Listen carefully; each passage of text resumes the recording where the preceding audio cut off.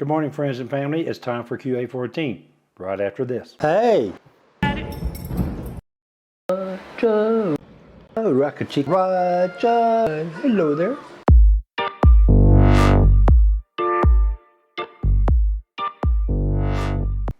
Okay, here we are for QA-14. This is coming along really good. People are asking some really good questions, and I'm going to do the best I can to answer them. As you can see, I'm indoors. I had to do this indoors again today because the weather is a little bit iffy right now. I have like an 80% chance of showers today. I was going to do this out by the river, but I don't want to get caught out there with my laptop. And again, I'm having to read the questions from my laptop because I don't have access to my printer here that I have in Manta. So I'm going to read the questions from my laptop and answer them. If you like this channel, please subscribe. If you like this video, please give me a thumbs up. If you don't like it, you can give me a thumbs down too. And if you want to know when I'm posting the next video, ring that little bell. Okay? So here we go. Question number 1 from James Duff. Hello, James. How's Cuenca compared to Manta? Is the altitude bothering you? Well, boy, I tell you, I could talk a lot about this. As a matter of fact, I should probably do a separate video talking about the differences between Manta and Cuenca. Obviously, you know, the altitude problem is not an issue in Manta because it's at sea level. And as far as my personal experience with the altitude, I had a little problem with it. When I first came here, I still sometimes, after 3 weeks, I still have a little shortness of breath, depending on what I'm doing. It really depends on what I'm doing. I talked to my doctor. I had a doctor visit last week because of an issue with a rash on my leg. And I asked him while he was here what the truth is about altitude sickness and why does it affect some people one way and others it has no effect on them whatsoever. And he told me, we don't know. The medical profession, obviously, they don't know why altitude sickness affects some people and not others. There was a time right after I came here that I thought that I had Omicron because I'd recently been exposed to several people that had been tested positive for Omicron. And when we got done with all the testing, I tested negative and it wasn't Omicron. My doctor suspected that the symptoms that I had that afternoon, that evening, which I think was the 4th night that I was here, it was either the 3rd or the 4th night, I don't remember. But he suspected that I was suffering from altitude sickness. So that's really about all I can say about that. I mean, it's going to be different for everybody that comes here. Some people absolutely will not be able to handle it, and some people will. Back to your original question, how is Cuenca compared to Manta? Please stay tuned because I'm going to answer that in a separate video. I will say this, that after being here for 3 weeks, I just absolutely love Cuenca.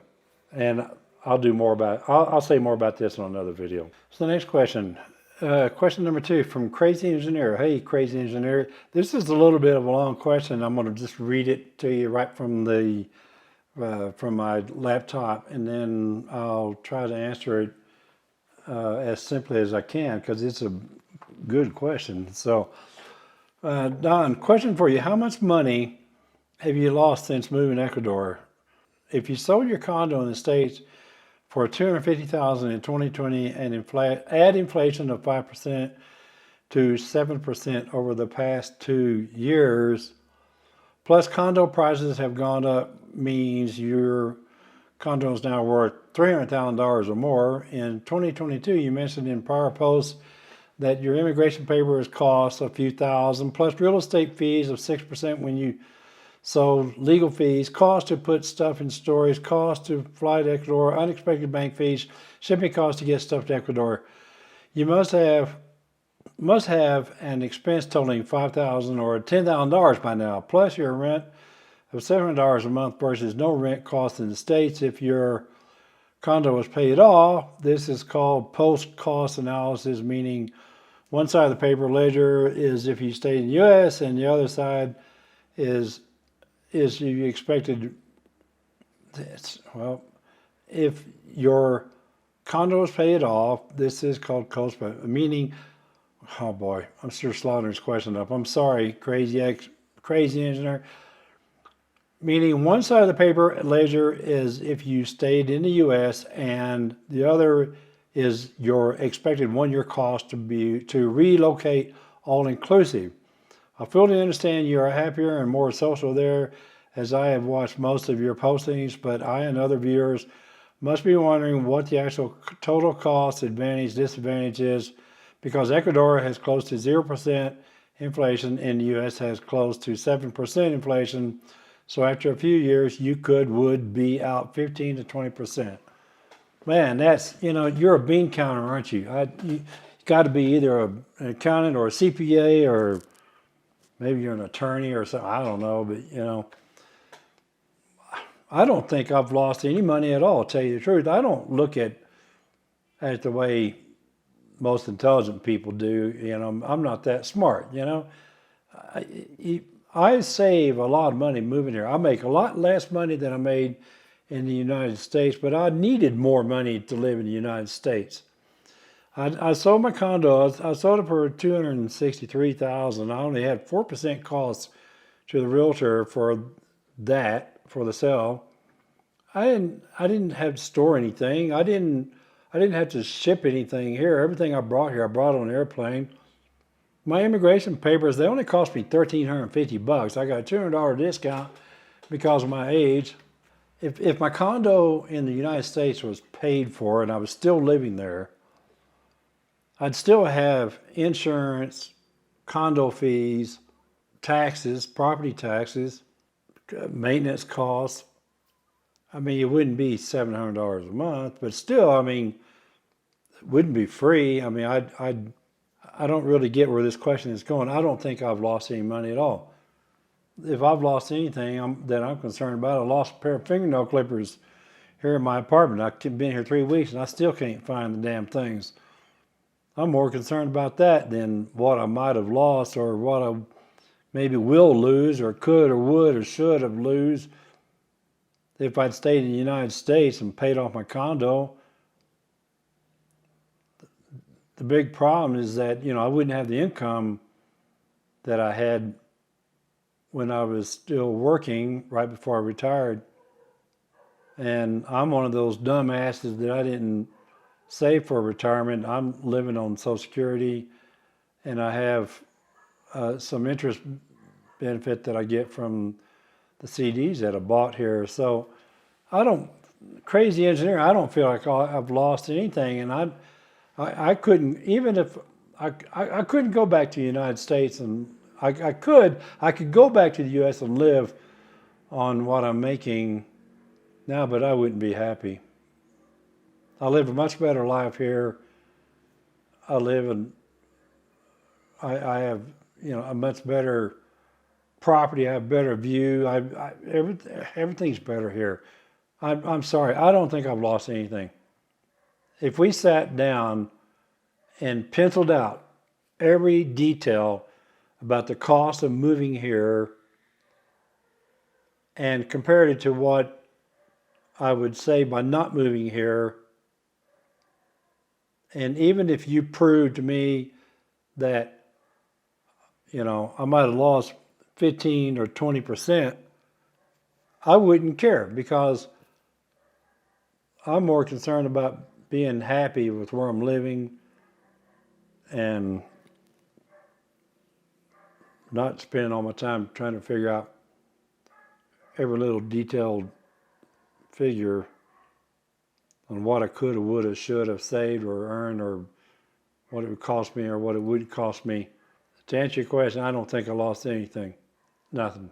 Next question. Arizona asks, "Hi Don, I have a question regarding taxes in Ecuador.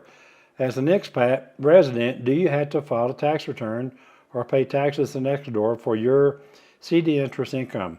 Yes, I do. I probably won't have to pay any income on it in Ecuador. I know I won't have to pay because you have to make $10,000 or more and to qualify for paying income tax. And also because I am a United States citizen, there's a form that I filled out.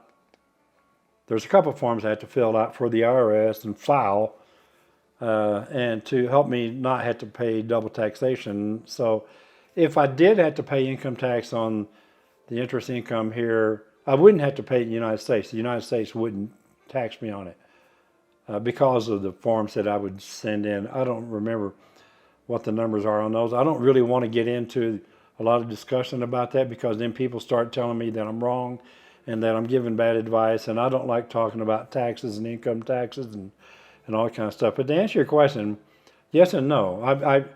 If I was not paying in the United States, if I wasn't filing a tax return in the United States, yes, I'd have to pay income tax on here once it reached $10,000 or more. So I hope that answers your question. The next question, Reese Ludlow. Hi, Reese. Reese wrote to me last week and said that I pronounced his name correctly. So I kind of took a wild guess at how to pronounce it because it's spelled R-H-Y-S. And I took a wild guess and said Reese, and I was right. So Reese said, I'm trying to scroll down here so I can see the question. Fitness question. My wife and I both like to swim. So are there health clubs with lap pools? Yes, there are. Or decent public lap pools? Yes, there are. Also, group exercise classes like yoga, Pilates, Pilates, and Zumba. All that stuff is available here. It's all available here. Physical fitness is a big thing here. When you come to Ecuador and you walk around and you see people in the streets, you don't see a lot of obese people, folks. There's some, but fitness is a big thing here. You walk, you run, there's tennis clubs, there's swimming pools, and of course in Manta on the beach, there's the ocean. See people swimming out there all the time. But yeah, there are, and you want Google. Just get on Google and look up swimming pools, public swimming pools in Cuenca, and you'll see all the different locations for them. Okay. Thank you, Reese. Salon Coleman. Salon. S-O-L-O-N. Salon. Thank you. Hello, Salon. I hope I'm pronouncing that name correctly.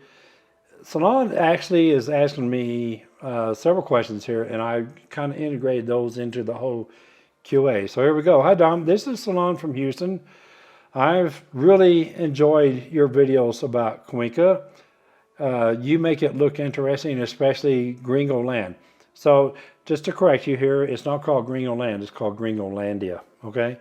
I'm hiring Gringo visas, and I'm planning on an exploratory trip to Cuenca and Quito for 3 weeks in the middle of March. Hopefully I'll have my visa in order by then, and I don't see why not. If you get all your stuff together that they want you to get together, you should have it by then. So his first question, which is question number 6 for this QA, is Gringolandia a good place to find a small apartment? Yes. I'm in one right now. It's a 1-bedroom. And it's here on the 8th floor of this building. I showed this apartment in a couple of videos back. There are a lot of small apartments here in Gringolandia. And I'm telling you, the price range is all over the place. You can probably find something here for as cheap as $350. I don't know what quality that would be, but I'd say probably a 1-bedroom apartment here without actually talking to a realtor would probably be, you could probably find one here for from $450 to $550 to $650. You know, there's probably not going to be as many 1-bedroom apartments as there are 2-bedrooms. There's lots of 2-bedrooms and 3-bedrooms and 4-bedrooms. So, but my best advice is when you're close to getting here, I would look at Airbnb to find a place to start, or maybe go to the Grand Columbia, which is down in the Historical District, which is a good landing spot for a lot of expats that want to come here. And, you know, find you a temporary place for 30 days.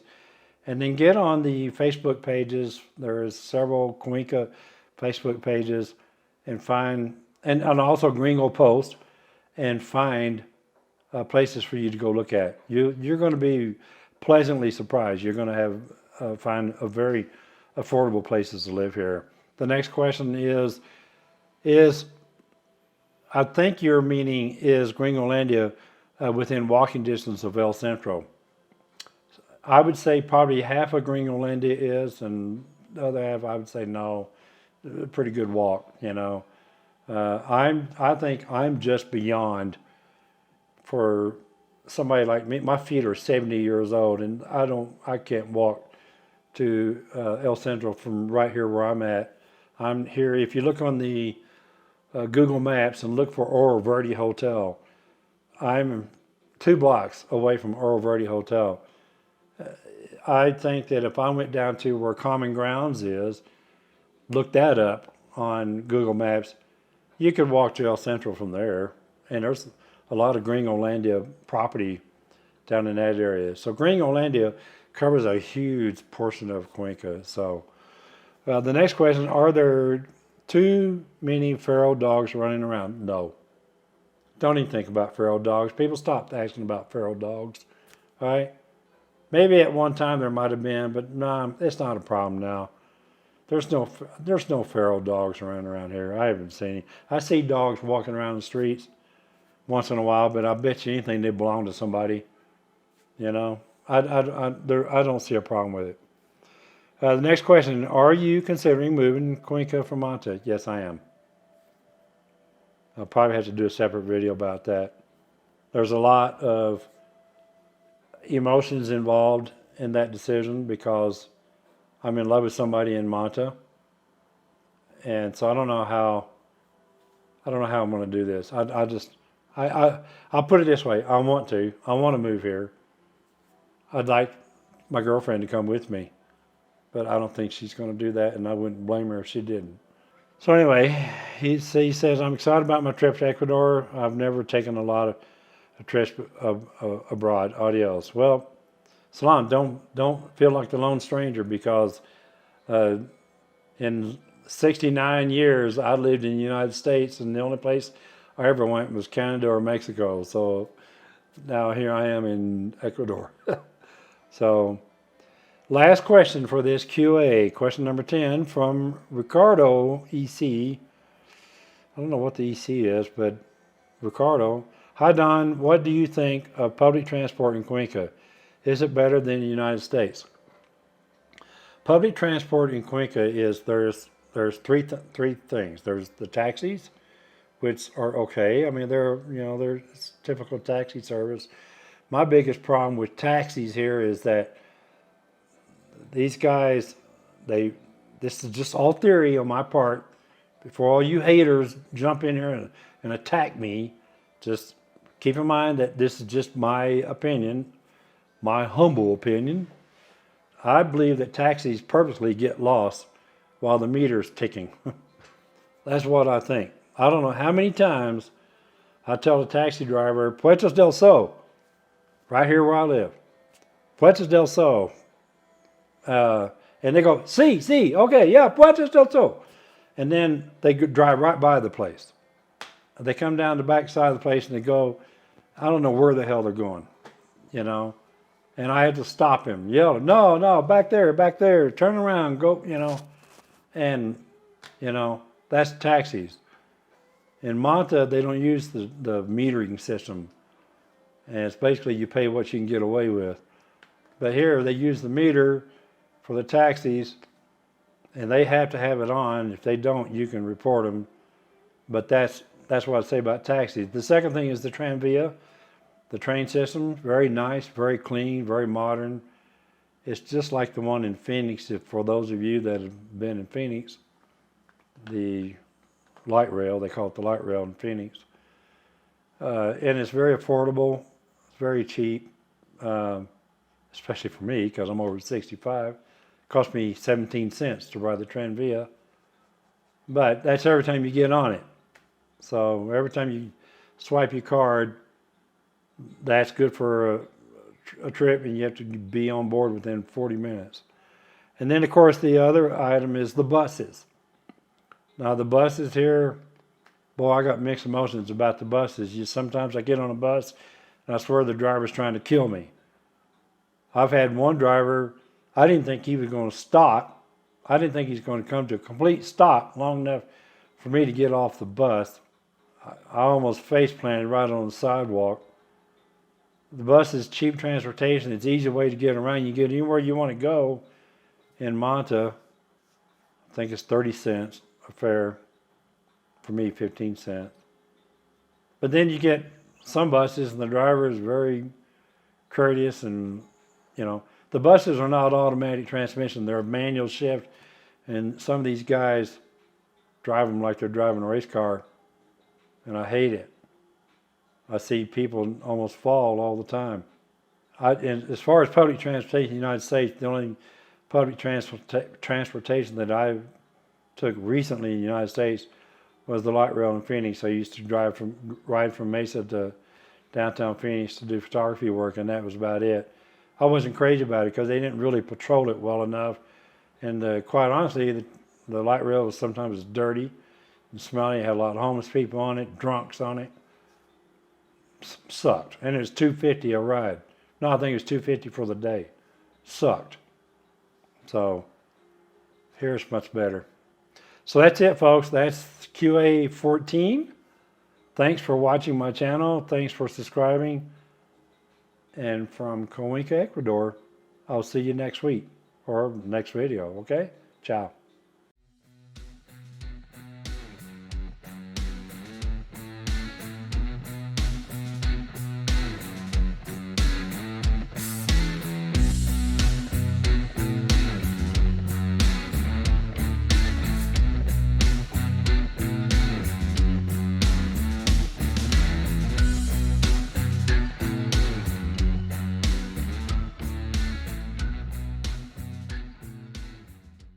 Post-cost analysis. Who the hell cares?